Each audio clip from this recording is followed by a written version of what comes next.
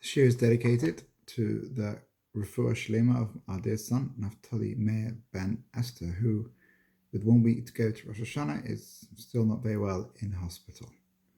So, to the holy ladies of the Holy Law community, the Shiur we were going to have last week, dealing with how can women also have a blast on Rosh Hashanah, women, young mothers with children, how can you, with all your duties of looking after the children, how can you also have a good yontif and a meaningful yontif? So with this type of question, you can really answer it in one of two ways. It could just be a list of rules that you have to follow, and within that framework of rules, you will then have a yontif. It could be that we talk about the philosophy of the yontif and try and put together some philosophical perspective that works its way through motherhood and davening and everything else. So we're going to try and do both of those two things. If you think for a moment what underlies the question, there's an assumption that there is something that we are meant to achieve on Rosh Hashanah, and I'm with my children, and I'm at home, and I've got other motherly responsibilities, and because of that, I can't achieve what I need to achieve. So can I, though? So there's something I need to achieve. That's the assumption. And the question is, can I? So what is the it that we're trying to achieve on Rosh Hashanah? So you ask most people, and I think this would be a good place to start in underscoring the challenge of Rosh Hashanah. And most people would say that it's the day of judgment, and I'm being judged, who will live and who will die, who will have a peaceful year, who will have chaos, etc. When I'm with my family, when I'm at home, how can I possibly engage with that aspect of judgment when I'm busy with nappies and children and food and fights and toys and it's chaos? So let's first address this. What is the central point of Rosh Hashanah?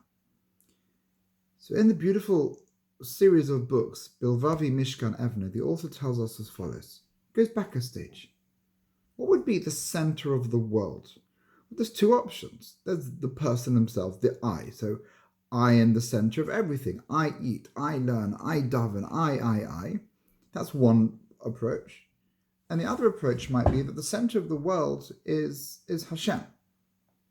So which one of those do you think is obviously going to be correct? So we can create a anthropocentric universe where we see ourselves as the center, or we can put Hashem in the center.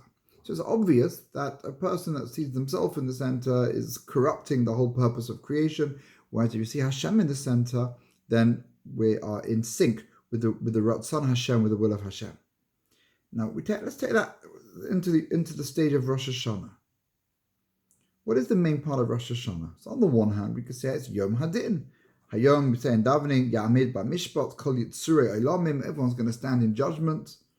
That's one aspect of Rosh Hashanah. The second aspect of Rosh Hashanah is the coronation of Hashem as king.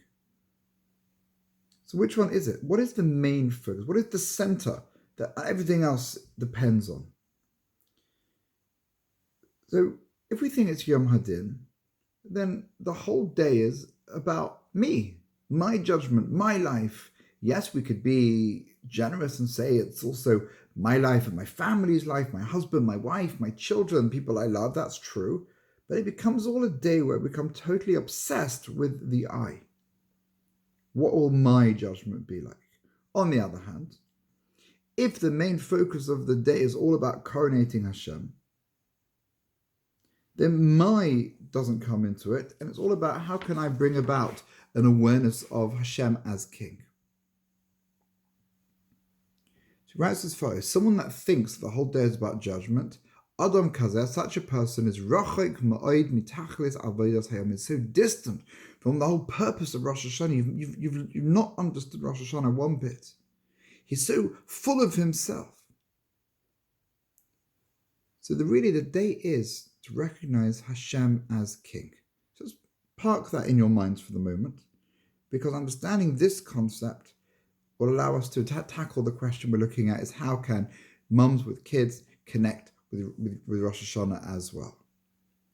Once we understand that there's such a concept of Malchus and Hashem is a Melech, we have to understand what is this concept all about, and why do we need a king? What's missing in the world, and how can I as an individual play a part in the coronation of Hashem as king? There's also often in this understanding the question is there's a contradiction that we sense or people sense between who I am now and how I see myself. And that's difficult. I see myself as someone that's spiritual, someone that's connected, someone that wants to go to shul, someone that wants to do all these things. But who I am now is not that person. Who I am now is the lady with the dirty skirt, with the dirty kids, or the house is a chaos, and I'm stressed and I'm struggling. So where else do we see this disconnect as an idea between who I am now and how I see myself? So we actually saw it a few months ago. Actually just 1 month ago really, in the month of Menachem Av on Tisha B'Av. So on Tisha B'Av, one of the kinnos, one of the dirges we read was Eish tukad b'kirbi, fire will burn within me, b'ha'aloisi al levavi, when I raise my heart, and we speak about the exit from Egypt and our sad exit, our triumphant exit from Mitzrayim, from slavery, and our sad exit from Yerushalayim. But then in the final bit, we look ahead to when we will return to Yerushalayim with gladness and rejoicing. So what's the point of this? What's the structure? This intermediate time in our history will pass. We're in exile, but it will pass. So too, the years of raising young children need not be the sole defining factor of our religious selves. It's okay to hold on to a definition of yourself that is different from where you are at this moment in time, and to recognize that you can have an idealized model of yourself. You see yourself as someone that's in shul davening and pouring your heart out in prayer. And you can talk to the children, talk to your husband, talk to your friends. That's how you see yourself. But now this is a stage. When we see it as a stage, like exile is a stage in the return, and we can speak about the return to Israel, return to Yerushalayim, whilst mourning the exile, and we can see ourselves as we're just a transient stage. This isn't who I'm going to be forever, and there'll be a time when the children are grown up, and then I'll be able to see myself in that different place. We also mustn't forget, it's a very famous piece, and I'm sure everyone knows it, the story when Abraham's sitting at the entrance of his tent after his bris milah, and he sees the strangers coming in the desert, and Hashem's talking with him, and he just gets up and runs to greet these 3 Arab nomads traveling through a desert. Nowhere in that story does Hashem get cross. Hashem doesn't get angry. Hello, chutzpah, I'm talking to you. Why are you running off to bring people in?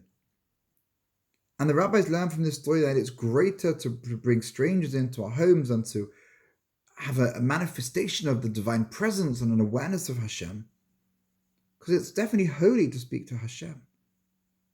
The ultimate holiness is to be like Hashem. And the way that we imitate Hashem is not through prayer or meditation or some other lofty spiritual activity, but rather through the messy, difficult, painstaking work of nurturing, of giving, of caring for others. So let's not think that what we see as mundane tasks are mundane tasks. That's actually, if we reframe it, the holiest of holy things we can be doing.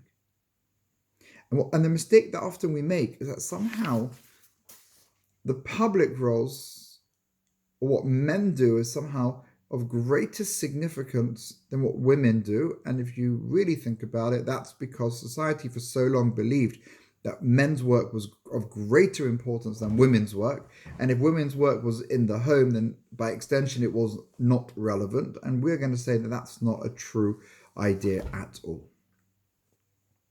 So how are we assessing what is more important? That somehow I'm not having a really useful Rosh Hashana because I'm at home with the children, whereas my husband or the boys in the home, they're all going off to shul.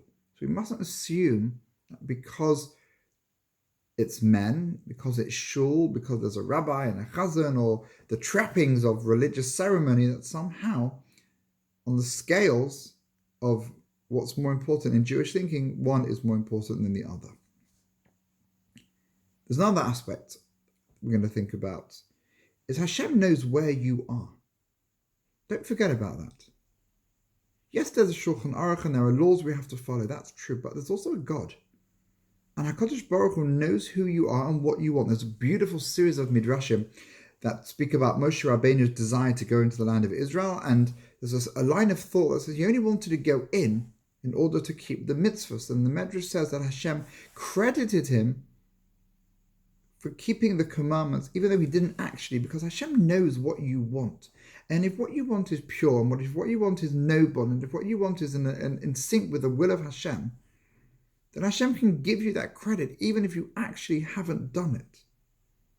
And sometimes I think we get so lost with what other people think and trying to fit in and look right within whatever structure, whatever our community structure is. We forget that there's a God who knows you, who knows where you would want to be, even if you can't actually achieve it at that moment. So what can be some practical solutions to make all this more relevant? So number one, I've got a number of solutions or suggestions. Rosh Hashana night, every Jewish family in the world sits down and dips apple in honey, has black-eyed beans, has pomegranates and dates and a whole bunch of food, and we take that and we say a little prayer that this should be Hashem's will, that this should be the apple and honey, a sweet new year. So is it so far-fetched to assume that if apple and honey can have deep meaning for us on these days, how about willing it and wanting it? That you set up your own simanim, your own series, not with food, but with our own parenting. How about just as my parenting is calm today by trying to be calm, so it should be the whole year. To take opportunities at home with the children, to wish yourself, to bring in the positivity that we used with food the night before into our parenting, and that we should be calm and we should speak with a pleasant voice and not get frustrated and be mavata, let things go, and that should be a good omen for how things should be in our homes the rest of the year. Number two, so what can you do at home to focus on the theme of the day? So I said before that the main theme of the day is the coronation of Hashem as king. So there are a number of things you could do either before Yom Tov, maybe on Yom Tov itself. Make a crown for Hashem. Get your kids to decorate a crown. Make it out of card, out of paper, out of dough, and eat a challah made out of in the shape of a crown, or cakes, or put things together that made look like a crown. Or take clicks or Lego pieces and make a throne. Get your kids to build a throne or a palace and bring that concept of Hashem as Melech into your home. So that, yes, you're not at Shul saying Hashem Melech, Hashem Malach, and singing with lots of people, but your home echoes the very themes that people are going to be davening about in Shul. Now, part of recognizing Hashem as the king is recognizing how close we are to Hashem. So if your kids are old enough, you could take time and go around and thinking, what can we thank Hashem for in our life? Bringing Hashem into your home. We can appreciate the different gifts that Hashem gives us, color and sights and nature and animals and food, and we can go make a list of all the things we want to appreciate Hashem, that Hashem has created for us as the king of the world. We could go through the different reasons why we blow shofar and discuss it, and if the kids are young enough, they might have learned some of these stories in Chumash. If not, you could perhaps take time to teach them. If they're very young, maybe they can make a shofar before Yom Tov. They can have a different day. You can decorate it, or you can make it out of building blocks, or they could design a shul and put little people in and play. But it's about bringing those themes into the home, so that when the people who've gone to shul come home, you are so connected. Your whole world is Hashem's the king. Hashem's the king, which gets you to the same place, just a different route. Obviously, practical solution might be to buddy up with a friend or a neighbor. One goes for Shacharis, one goes for Musaf, you go for different times. Also fundamental would be the need for husbands and wives to have a chat, talk through your needs, talk through your feelings. How will you feel? What does it make you feel beforehand? Are you feeling fragile? Don't assume as well, this is very important, that Shul is relaxing. Don't assume because your husband's been out of the house that suddenly he's coming home, he's been chilling for 4 hours and he's put his feet up and he's full of energy whilst you're a shmata and all you want to do is collapse. Have that conversation this week. We say in davening that we stand before Hashem kivnei moron. So one of those, in the Gemara talks about different definitions. One of them is that we part like sheep passing along. one at a time, so is our judgment. But if we are like sheep, then Hashem is the loving shepherd. Hayotze yachad libam, says the Gemara, what's the pasuk? Hamevin al kol ma'aseim. So Hashem, the one who forms all of their hearts, who understands all of their actions. Hashem knows our struggles. He doesn't just look at our actions. Hayotze yachad libam. He knows our hearts. He knows what we're struggling with. Judgment is subjective. Everything on Rosh Hashana is subjective. It's not just one model fits all. So if you are home, Hashem knows you're home. You're taking care of a human being that's got a neshama, that's got a part of Hashem inside of it. Hashem knows you're there. That's not something that should be like forced upon us to appreciate. We say every day, if we are saying these words, if our children are saying these words, that they are a neshama, they're a part of Hashem, and Hashem knows their hearts and knows your hearts, and everything is subjective. We also have to recognize that being busy with children is also a mitzvah. It's a mitzvah, say, looking after care of your children, and it takes up all your time. So we have a concept. You're doing one mitzvah, you don't have to do another mitzvah, especially if you can't squeeze both of them together. So you are engaged, busy with children. You are engaged for 5 hours on Rosh Hashana morning with looking after your children. You're doing a mitzvah. That's 5 hours of mitzvah. I wouldn't reckon that everyone who goes to Shul is focused for that many hours davening. So you're definitely ahead of the menfolk, all those going to Shul. Beautiful story is included in a series of books, Halichos Bas Yisrael, the laws of Jewish women. And here we have as follows. Rav Aryeh Leib, the son of the Chavetz Chaim, writes, my mother of sainted memory hardly ever recited the Shemona Esrei as long as we were in her care. She told me my father, the Chavetz Chaim, had exempted her from this obligation because she was constantly involved in raising children. So we should think if that was true of the wife of the Chavetz Chaim, then surely it's true for our holy women of holy law and any other holy women that might be listening, that taking care of children, it's not just an idea that I'm coming up with, it's through anecdotes back to the Chavetz Chaim. It's a serious job and it's an important task that is being done, and we shouldn't treat it lightly. In terms of more practical things, when there is an infant or toddler in the house, a woman should not recite Shemona Esrei before, but if you are going to daven, then there are some laws. So if there's an infant or toddler in the home, you shouldn't say Shemona Esrei before checking the nappy. If you fail to do so and then discover the child has a dirty nappy, you would then have to repeat the Shemona Esrei. If the child was less than 4 cubits away, so 4 cubits, 2 1/3 meters, just under 2 meters approximately. So if you are able to daven and kids aren't driving you too crazy and you can get around, then perhaps it's worth thinking of that one. If a child is undressed, either willingly or having a tantrum, then you shouldn't daven in front of that child. And if you're in the middle of the Shemona Esrei and your kid is crying and you're like, what do I do now? A woman in the middle of the Shemona Esrei is allowed to signal a child who is crying or disturbing her, so you can make signs to be quiet. You shouldn't talk. If the child is causing a disturbance which makes it impossible to concentrate, you walk over, you can quiet the child down, but not to talk. Obviously, if that becomes impossible, then you just quit. And again, Hashem knows where you are and your challenges and what you need to be doing. So, we began a few moments ago. This is the abridged version of the shiur I was hoping to give. Is it a legal thing? So there are laws in terms of what do women have to daven. If you go back to the very beginning, I said there were 2 aspects. We've dealt with the philosophy. Now it's moving into the final section of the laws. So women should say Moda Ani in the morning, and the psukim that I quoted in the Siddur straight afterwards. Women should say every morning the Birchos Hashachar, the morning brachos as well. And women don't have an obligation to learn Torah as men do, but you do have an obligation to know the halachos that apply to you, and therefore you should say the Torah blessings every day as part of the morning routine. Now, Psukei de Zimra, so Baruch She'amar Ashrei Yishtabach, some opinions say women should, others say they don't have to. Again, if you have time, that's great.